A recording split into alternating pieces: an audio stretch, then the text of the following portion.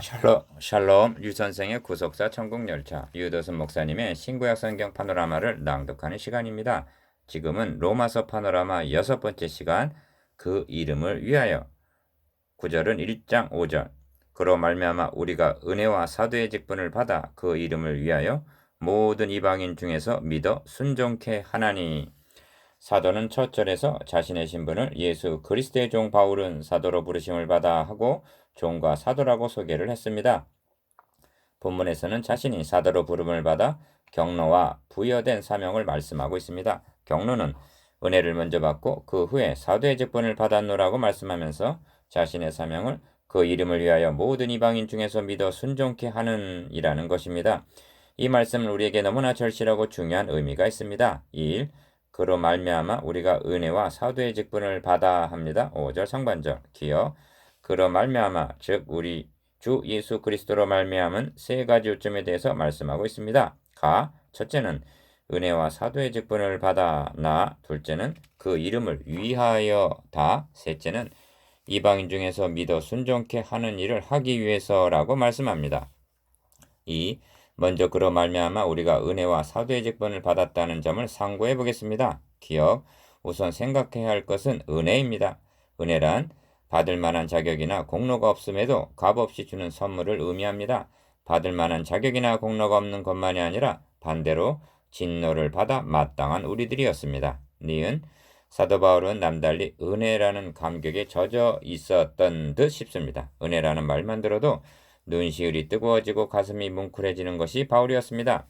고린도전서 15장 9절에서 10절까지를 보면 나는 사도 중에 지극히 작은 자라 내가 하나님의 교회를 비파하였으므로 사도라 칭함을 받게 감당치 못할 자로다. 그러나 나의 나 된 것은 하나님의 은혜로 된 것이니 하고 고백합니다. 디귿 에베소서 2장 5절에서도 허물로 죽은 우리를 그리스도와 함께 살리셨고 라고 한 바울은 계속 하지를 못하고 괄호를 치고 너희가 은혜로 구원을 얻은 것이라 하고 말씀하고서야 계속합니다. 자신이 그리스도로 말미암아 은혜와 사도의 직분을 받았다는 것입니다. 바울이 누군가?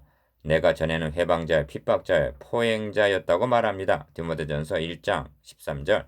그런 자신의 지난날의 과오를 생각할 때 바울은 은혜에 대한 남다른 감격이 있었을 것입니다. 3. 이 점에서 말씀하는 순서를 주목해만 합니다. 은혜를 받는 것이 먼저이고 직분은 나중입니다. 기억 1절에서도 예수 그리스도의 종 바울은 사도로 부르심을 받아 합니다. 종됨이 먼저이고 그 후에 사도입니다. 은혜는 구원과 관련이 있고 사도라는 직분은 사명과 결부가 됩니다. 교회 안에는 여러 가지 직분이 있습니다. 니은 그러나 직분을 받는 것보다 은혜를 받는 것이 먼저입니다. 직분이란 은혜를 받은 자가 감사함으로 수행하는 헌신입니다. 그러므로 직분보다 은혜를 받는 것이 먼저입니다. 직분자들은 예수 그리스도를 통하여 은혜와 직분을 받았다는 은총의식과 사명감이 투철해야만 합니다. 둘째로 은혜와 사도의 직분을 주신 목적이 무엇인가 하는 점입니다. 최우선적으로 그 이름을 위하여라고 말씀합니다. 기어 그분의 거룩하신 이름을 위하여 오직 그분의 영광을 위하여 이것이 그리스도인이 된 우리의 궁극적인 목적인 것입니다. 전도의 목적도 교회 부흥의 목적도 우리 삶의 목적도 그 이름을 위하여입니다. 예수 그리스도를 주라 고백한 사람들은 그 이름을 위하여 죽도록 충성을 다짐한 사람들입니다. 5. 사도는 선교의 목적을 어디에 두고 있는가? 물론 멸망받을 영혼들을 예수 믿고 구원받게 하는 데 있습니다. 그 대답은 틀리지가 않습니다. 그럼에도 불구하고 사도는 그 이름을 위하여 모든 이방인 중에서 믿어 순종케 하나니 하고 말씀합니다. 기어 먼저는 그 이름을 위해서이고 믿어 순종케는 다음인 것입니다. 전도란 일차적으로 모든 무릎을 예수의 이름에 꿇게 하는 데 있습니다. 빌립보서 2장 10절 예수 믿기를 거부하는 것은 그 이름 앞에 무릎 꿇기를 거절하는 것입니다. 그 이름을 위하여가 먼저요. 하늘에 계신 우리 아버지의 이름이 거룩히 여김을 받으시오며가 최우선입니다. 예수 그리스도께서 죽기까지 복종하심도 인간의 구원이 먼저가 아닙니다. 이후 주님은 십자가를 앞에 놓고 아버지여 아버지의 이름을 영광스럽게 하옵소서 하고 기도하셨습니다. 요한복음 12장 28절 기억 로마서 3장 26절을 보십시오. 곧 이때 자기 아들을 화목제물로 세우신 때 자기의 의로우심을 나타내사 자기도 의로우시며 합니다. 하나님의 의로우심을 만족시켜 드림이 먼저요. 또한 예수 믿는 자를 의롭다 하려 하심이라는 다음입니다. 내가 이렇게 행함은 너희를 위함이 아니요 너희가 들어간 그 열국에서 더럽힌 나의 거룩한 이름을 위함이라. 열국 가운데서 더럽힘을 받은 이름 곧 너희가 그들 중에서 더럽힌 나의 큰 이름을 내가 거룩하게 할지라 하고 말씀합니다. 에스겔 36장 22절에서 26절.